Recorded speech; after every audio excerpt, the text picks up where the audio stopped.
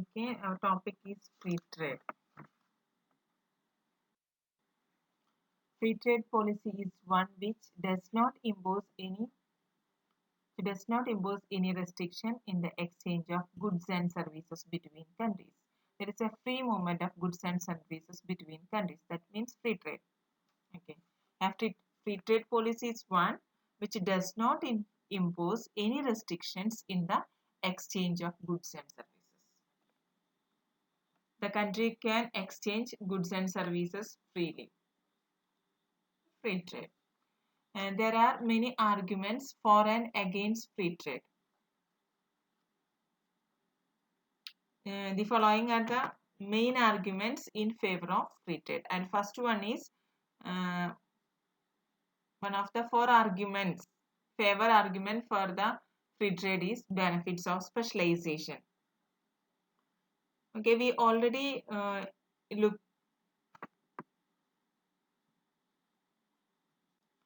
that international trade enables each country to specialize in the production of a commodity in which it has special advantages. In the last module, we discussed about the comparative advantage and absolute advantage theories. In this absolute and comparative advantage theory, a country should specialize in the production of a commodity in which it has absolute or comparative advantage. This specialization will lead to the best utilization of the resources. Okay. Based on comparative and absolute advantage theories, a country should specialize in the production of a commodity in which it has absolute or comparative advantage. This specialization will lead to the better utilization of resources in the country. This better utilization of resources will also increase the wealth of a nation. That is one of the main arguments for the free trade. Free trade will lead to the specialization. Specialization will lead to better utilization of resources and also increase the wealth of a nation. And second point is consumer benefits. This foreign trade or free trade enables the consumer not only to enjoy the product of foreign countries, but also they get their requirements from the cheapest market in the world. Free trade കൺസ്യൂമേഴ്സിന് ഒരുപാട് benefits ആണ്. കാരണം ഒരുപാട് choices കൺസ്യൂമേഴ്സിന് available ആയിരിക്കും. കാരണം imports ഉണ്ടായിരിക്കാം. അപ്പോൾ ഒരുപാട് ചോയ്സസ് കൺസ്യൂമേഴ്സിന് അവൈലബിൾ ആയിരിക്കാം. ചോയ്സസ് നമുക്കൊരു ചീപ്പസ്റ്റ് മാർക്കറ്റിലുള്ള റേറ്റിൽ നമുക്ക് കിട്ടാനായിട്ട് പറ്റും. ഇപ്പോൾ ഫ്രീ ട്രേഡ് ആണെങ്കിൽ റെസ്ട്രിക്ഷൻസ് ഒന്നുമില്ല. മൂവ്മെന്റ് വേറെ കൺട്രിയിൽ നിന്ന് ഇങ്ങോട്ട് വരുമ്പോൾ ഇമ്പോർട്ട് ചെയ്യുമ്പോൾ എക്സ്ട്രാ ചാർജസ് ഒന്നുമില്ല. ടാരിഫ് കോട്ടാസോ അങ്ങനെയുള്ള ട്രേഡ് റെസ്ട്രിക്ഷൻസ് ഒന്നുമില്ല. ഫ്രീ ആണ്. അപ്പോൾ ഇന്റർനാഷണൽ മാർക്കറ്റിന്റെ സെയിം പ്രൈസിൽ നമ്മളെ കൺട്രിയിൽ കമ്മോഡിറ്റീസ് അവൈലബിൾ ആയിരിക്കും. അപ്പോൾ നമുക്ക് പറയാൻ പറ്റും ചീപ്പസ്റ്റ് വേൾഡ് മാർക്കറ്റിൽ കുറച്ചും കൂടെ ചീപ്പസ്റ്റ് റേറ്റിൽ കൺസ്യൂമേഴ്സിന് കൂടുതൽ കമ്മോഡിറ്റീസ് അവൈലബിൾ ആയിരിക്കും. അപ്പോൾ കൺസ്യൂമേഴ്സ് ബെനിഫിറ്റ്സ് ആണ് ഫ്രീ ട്രേഡിൽ നിന്ന് മെയിൻ ആയിട്ട് ഉണ്ടാകുന്നത്. And third point is prevention of monopoly. This free trade prevent the rise of monopolies.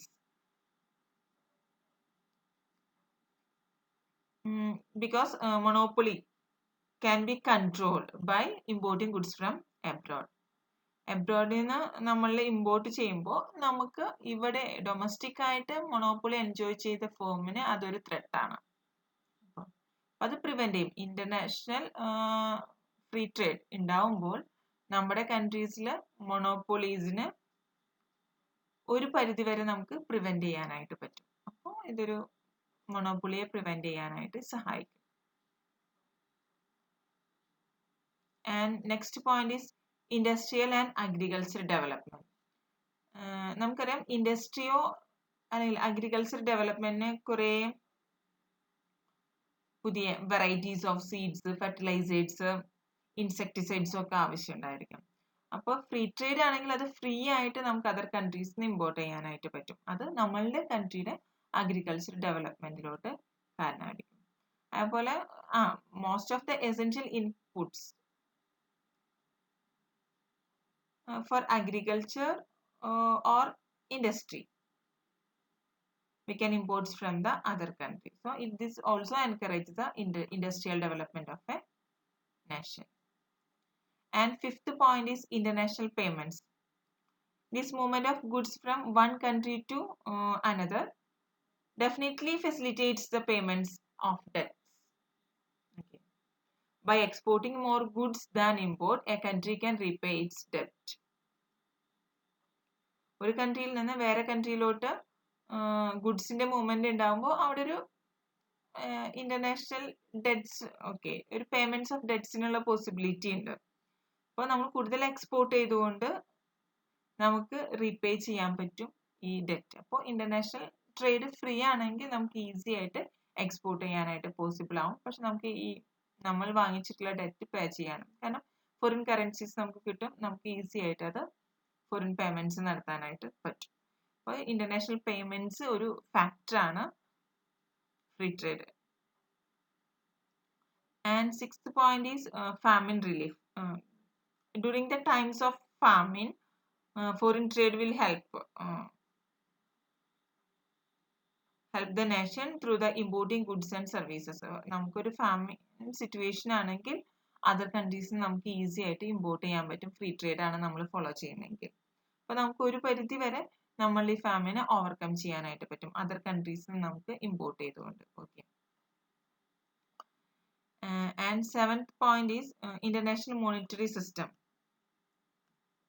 Okay, this free trade or international trade will allows the working of an international monetary system with the free multilateral convertibility of currencies. International trade is a prerequisite for international economic cooperation. ഒരു international monetary system അത് free trade ആണെങ്കിൽ കുറച്ചും കൂടെ, അതായത് ഇപ്പൊ നമുക്കറിയാം free trade ആണെങ്കിൽ international monetary സിസ്റ്റത്തിനെ ഒന്നും കൂടെ എൻകറേജ് ചെയ്യാണ് ചെയ്യുന്നത്. കാരണം അവിടെ ഒരു കൺവേർട്ടബിലിറ്റി ഓഫ് കറൻസീസ് ഉണ്ട്. ഫ്രീ ആയിട്ട് നമുക്ക് ഈസി ആയിട്ട് കൺവേർട്ട് ചെയ്യാനായിട്ട് പറ്റും. അതെപ്പോഴും നമ്മളുടെ ഒരു മോണിറ്ററി സിസ്റ്റത്തിനെ പോസിറ്റീവ് ആയിട്ടാണ് എഫക്ട് ചെയ്യുന്നത്. And next point is market for the products. By expanding the size of the market, trade makes possible the division of labor and economies of scale.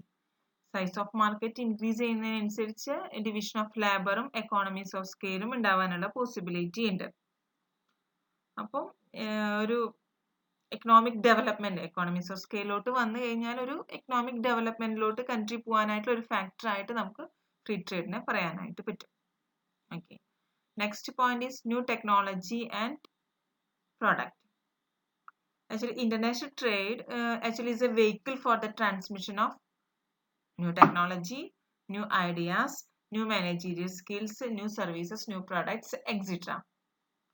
ഇപ്പൊ example എടുക്കുകയാണെങ്കിൽ എല്ലാം, അതായത് ടെക്നോളജി നമുക്ക് transfer ചെയ്യാനായിട്ട് പറ്റും.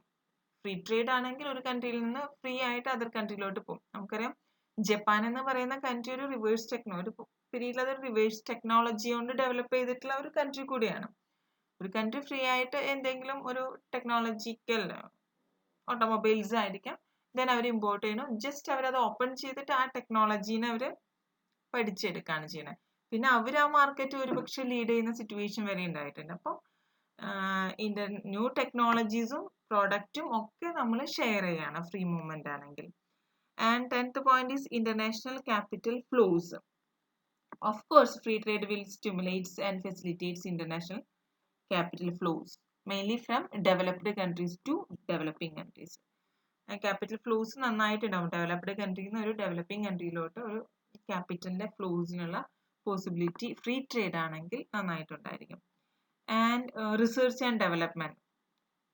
Of course, this free international trade will help the transferring of the benefits,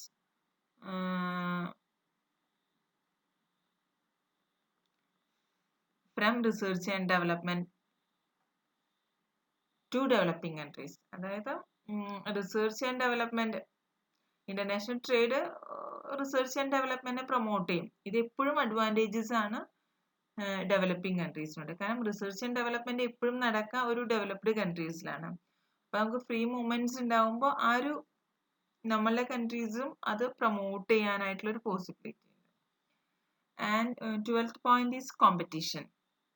Definitely international free trade will increase the degree of competition. കാരണം different products മാർക്കറ്റിൽ available ആണ്. നമ്മുടെ മാർക്കറ്റായിട്ട് കോമ്പീറ്റ് ചെയ്യാൻ പറ്റാവുന്ന രീതിയിലുള്ള ഒരു ഫ്ലോ ഉണ്ടാവാനുള്ള സാധ്യതയുണ്ട് ഫ്രീ ട്രേഡ് ആണെങ്കിൽ.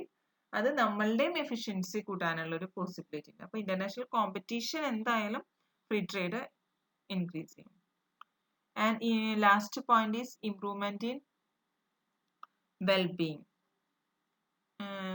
ഇത് നമ്മളുടെ സൊസൈറ്റിയിൽ അല്ലെങ്കിൽ നമ്മളുടെ എക്കോണമിയിലെ ഒരു ഇൻഡിവിജ്വൽസിന്റെ വെൽബീങ് ഇൻക്രീസ് ചെയ്യാം. കാരണം ഫ്രീ ട്രേഡ് ആണെങ്കിൽ ഇൻകം റേസ് ചെയ്യാം. കാരണം നമുക്ക് അവൈലബിൾ ആയിട്ടുള്ള ക്വാണ്ടിറ്റീസ് ഓഫ് ഗുഡ്സും സർവീസസും കൂടാനുള്ള, കൺസ്യൂം ചെയ്യാനുള്ളത് കൂടുതലാണ്. അങ്ങനെ ഒരു പോസിബിലിറ്റി ആകുമ്പോൾ നമുക്ക് കൺസ്യൂമേഴ്സിന് ഒരുപാട് ചോയ്സ് അവൈലബിൾ ആണ്. നമ്മളുടെ വെൽബീങ് ഇൻക്രീസ് ചെയ്യാം. അറ്റ് ദ സെയിം ടൈം നമ്മളുടെ ഇൻകം റൈസ് ചെയ്യും. These are the main arguments for free trade. Next we will discuss the arguments against the free trade.